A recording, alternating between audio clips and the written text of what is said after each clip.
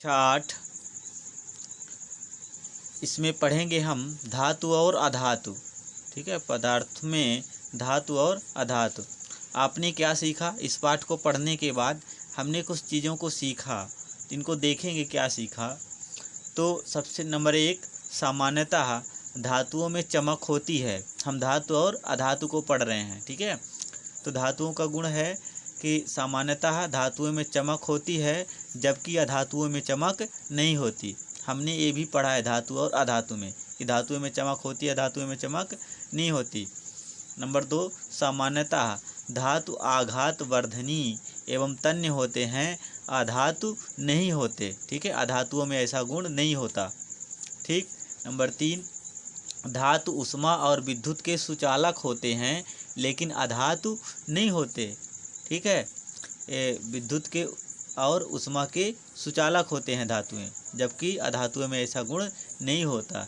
Number 4, कुछ धातु जल से अभिक्रिया कर धातु हाइड्रोक्साइड और हाइड्रोजन गैस उत्पन्न करते हैं, अधातु जल से अभिक्रिया नहीं करते। धातु जल से अभिक्रिया करते हैं और अधातु जल से अभिक्रिया नहीं करते। सामान्यतः दहन करने पर धातु ऑक्सीजन से अभिक्रिया कर धातु ऑक्साइड बनाते हैं जो क्षारीय प्रकृति के होते हैं, अधातु ऑक्सीजन से अभिक्रिया कर अधातु ऑक्साइड बनाते हैं जिनकी प्रकृति अम्लीय होती है।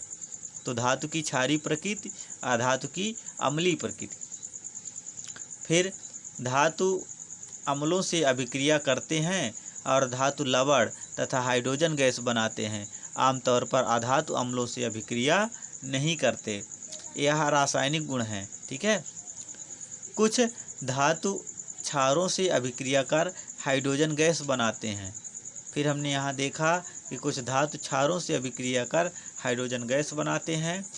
आगे, अधिक अभिक्रियाशील धातु कम अभिक्रियाशील धातुओं को उनके धातु यौगिक के जलीय विलयन में विस्थापित कर देते हैं। यह विस्थापन अभिक्रिया होंगी। धातुओं और अधातुओं का दैनिक जीवन में बड़े पैमाने पर उपयोग होता है। इसके बाद हम आगे जाएंगे अभ्यास में। अभ्यास प्रश्न को देखेंगे क्या है।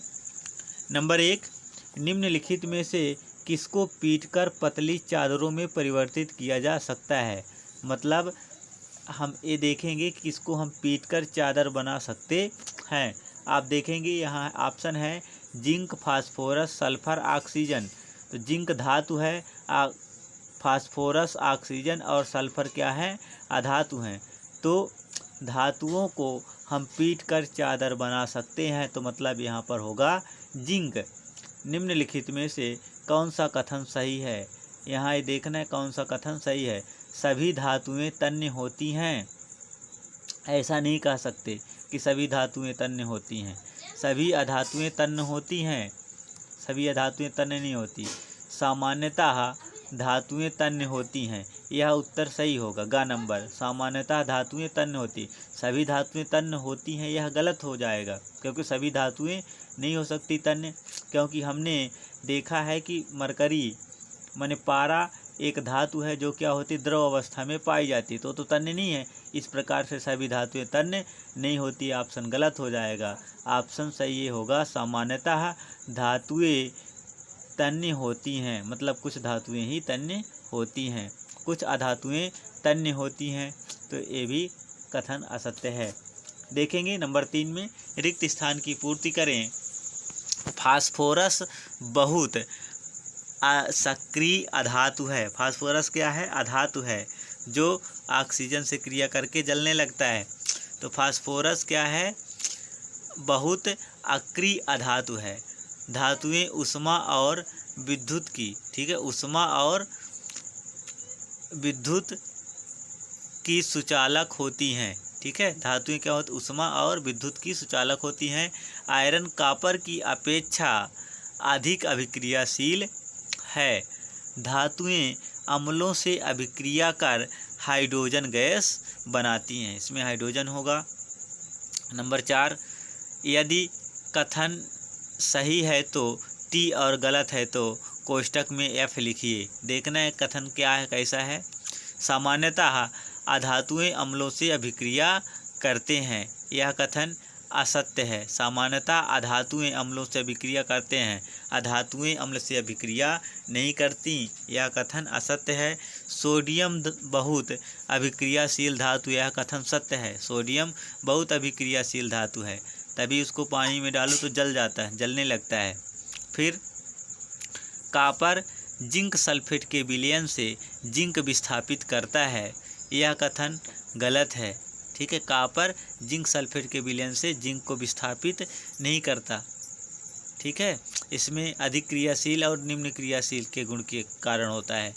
कोयले को खींचकर तारे प्राप्त की जा सकती हैं, तो कोयले को खींचकर तारे प्राप्त नहीं किया जा सकते, यह गलत है। ठीक, क्योंकि कोयला क्या है, अधातु है, और धातुओं को खींचकर तार बनाया जा सकता है, अधातुओं को नहीं खींचा जा सकता। फिर देखेंगे नंबर 5, नीचे दी गई सारणी में गुणों की सूची दी गई है, इन गुणों के आधार पर धातुओं और अधातुओं में अंतर दीजिए। दिखाना है, गुण है यहाँ दिखावट, कठोरता, आघातवर्धनीयता, तन्यता, ऊष्माचालन, विद्युत चलन। तो इसको देखेंगे, दिखावट में धातुएं कैसे होती हैं, अधातुएं कैसे होती हैं। धातुएं देखेंगे, दिखावट में पारे को छोड़कर अन्य सभी धातुएं सामान्य ताप पर ठोस होती हैं, धातुएं चमकदार होती हैं। तो देखेंगे हम धातुओं को, धातुएं चमकदार होती हैं और ठोस होती हैं, केवल एक धातु को छोड़कर, पारा बस को, पारा ठोस नहीं होता। अधातुएं में देखेंगे, अधातुएं सामान्यतः ताप पर तीनों अवस्थाओं में पाई जाती हैं, अधातुएं चमकदार नहीं होती, अधातुएं चमकदार नहीं होती और यह तीनों अवस्थाओं में पाई जाती हैं। फिर कठोरता पर देखेंगे, कठोरता, अधिकांश धातुएं कठोर होती हैं, लेकिन सोडियम और पोटेशियम धातु इतनी नरम होती कि इन्हें चाकू से काटा जा सकता है।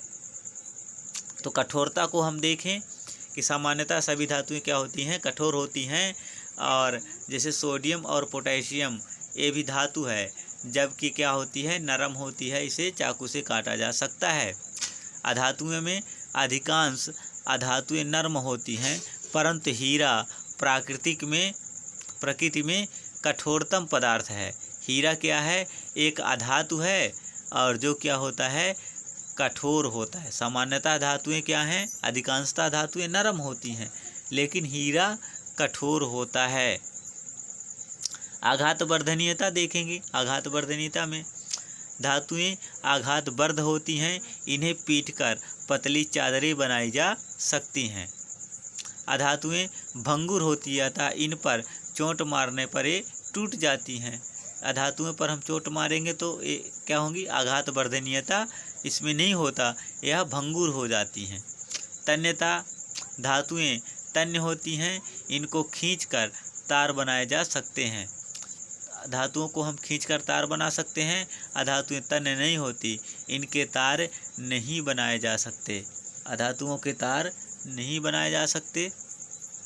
ऊष्मा चलन में धातुएं ऊष्मा की सुचालक होती हैं, अधातुएं ऊष्मा की कुचालक होती हैं।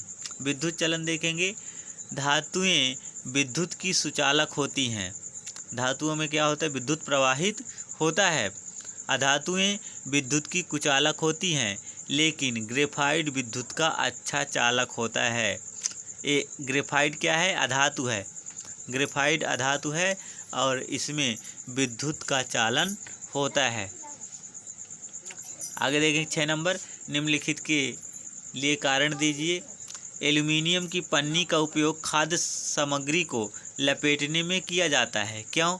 क्योंकि एल्युमिनियम क्या होता है, अत्यधिक तन्य हो सकता है, उसे पीट कर पतली पन्नी बनाई जा सकती है, इसलिए इसको देखेंगे। एल्युमिनियम की पन्नी का उपयोग खाद्य सामग्री को लपेटने में किया जाता है, क्योंकि एल्युमिनियम धातु आघातवर्ध है और इसकी पतली चादरें बनाई जा सकती हैं। साथ ही एल्युमिनियम संक्षारण विरोधी धातु भी है, इसमें पन्नी में रखी खाद्य सामग्री को कोई नुकसान नहीं पहुंचाता। दूसरा, निमज्जन छड़ें धात्विक पदार्थों से निर्मित होती है। निमज्जक छड़ें धातु से निर्मित होती है क्योंकि धातु विद्युत की सुचालक है और इसमें से विद्युत प्रवाह करने पर ये जल्दी गर्म हो जाती है। ग नंबर देखेंगे, कॉपर जिंक को उसके लक्षण के विलयन से विस्थापित नहीं किया जा सकता। उत्तर देखेंगे, क्योंकि कॉपर जिंक से कम अभिक्रियाशील है और सिर्फ अधिक अभिक्रियाशील ही कम अभिक्रियाशील को विस्थापित कर देते हैं। जो अधिक अभिक्रियाशील होता है तो कम अभिक्रियाशील को क्या करता है, विस्थापित कर देता है। आगे देखेंगे घ नंबर, सोडियम और पोटेशियम को मिट्टी के तेल में रखा जाता है। सोडियम और पोटेशियम को उत्तर देखेंगे, सोडियम और पोटेशियम को मिट्टी के तेल में रखा जाता है क्योंकि दोनों धातुएं अधिक अभिक्रियाशील धातुएं हैं। यदि इन्हें वायु में खुला छोड़ दिया जाए तो वे वायु से अभिक्रिया करके जल उठती हैं। मिट्टी का तेल इन धातुओं के ऊपर एक आवरण बनाता है जो उन्हें वायु तथा नमी के संपर्क में आने से रोकता है। नंबर 7, क्या आप नींबू के अचार को एल्युमिनियम पात्रों में रख सकते हैं? स्पष्ट कीजिए। देखना है कि क्या इसको एल्युमिनियम के पात्र में रख सकते हैं नींबू के अचार को। तो उत्तर देखेंगे, नहीं, हम एल्युमिनियम के पात्रों में नींबू के अचार को नहीं रख सकते क्योंकि नींबू के अचार में सेटिक अम्ल होता है, साइटिक अम्ल होता है। नींबू में क्या होता है, साइटिक अम्ल होता है, जिससे कि वे धातुएं अम्लों के साथ अभिक्रिया करके अनेक विषैले पदार्थ बनाती हैं। अतः यदि हम नींबू के अचार को एल्युमिनियम पात्रों में रखते हैं तो उसमें उपस्थित सेटिक अम्ल तथा एल्युमिनियम अभिक्रिया करके विषैले पदार्थ को उत्पन्न करते हैं, जिसे खाना हमारे लिए हानिकारक सिद्ध हो सकता है। एल्युमिनियम ये अम्ल बनाएगा, ठीक है, और ये क्या होता है, विषैला पदार्थ बनाएगा और वो खतरनाक होता है। ठीक है, इसके लिए हमें क्या करना चाहिए, एल्युमिनियम के पात्रों में नींबू के अचार को नहीं रखना चाहिए।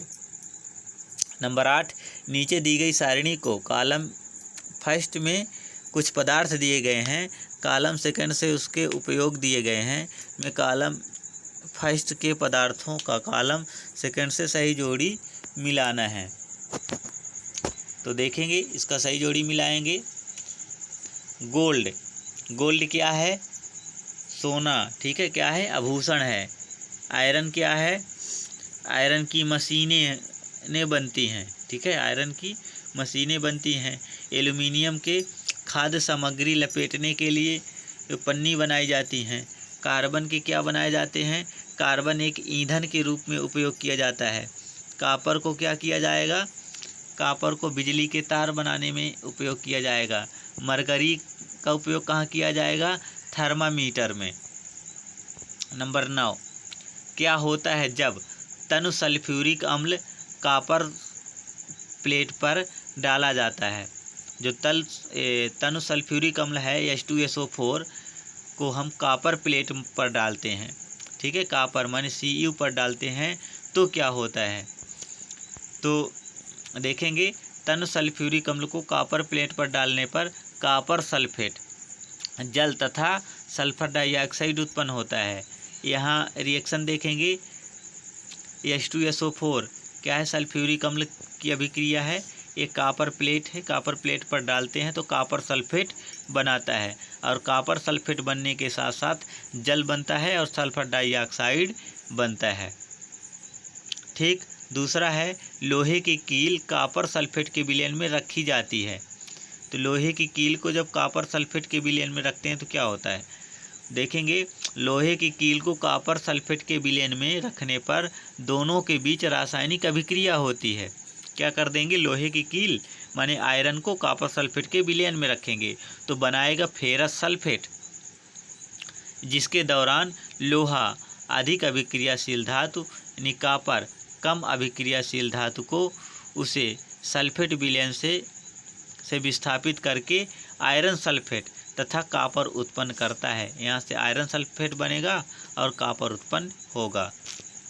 फिर 10 नंबर, सलोनी ने लकड़ी के कोयले का एक जलता हुआ टुकड़ा लिया और उसे में से उत्सर्जित होने वाली गैसों को एक परख नली में इकट्ठा किया। तो देखते हैं क्या होता है जब इकट्ठा किया तो वह गैस की प्रकृति कैसी ज्ञात करेगी। अब इसमें देखना कि गैस की प्रकृति कैसी है, अम्लीय है या क्षारीय। दूसरा प्रश्न है, इस पराक्रम में होने वाली सभी अभिक्रियाओं के समीकरण लिखिए।